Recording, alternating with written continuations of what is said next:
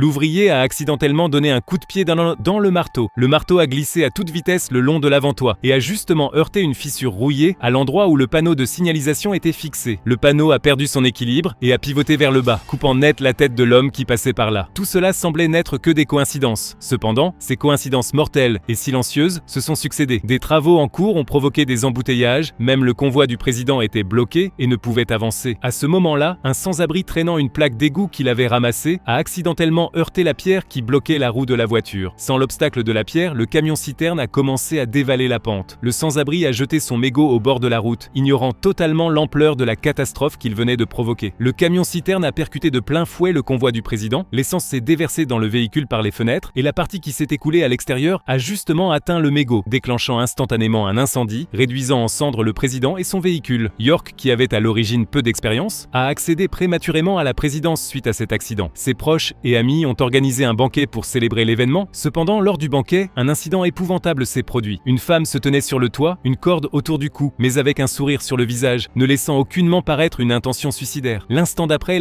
elle a sauté sans hésiter, se rompant le cou avec la corde en plein vol. Une série de morts étranges, semblant ouvrir les portes de l'enfer. Le prêtre s'est précipité vers l'église sous une pluie battante. À peine arrivé à la porte, un éclair a fendu la balustrade du toit. Le tuyau en fer tombé a traversé l'auvent en verre, empalant directement le prêtre, le tuant sur le coup. La mort du prêtre a finalement révélé un indice sur ce qui se passait. Il s'avérait qu'avant sa mort, le prêtre avait rencontré York et avait demandé à York de tuer son fils adoptif, car le fils adoptif était sorti du ventre d'un loup affamé. C'était un démon venu de l'enfer. Il tuerait d'abord la femme de York et finirait par conduire York lui-même à la mort.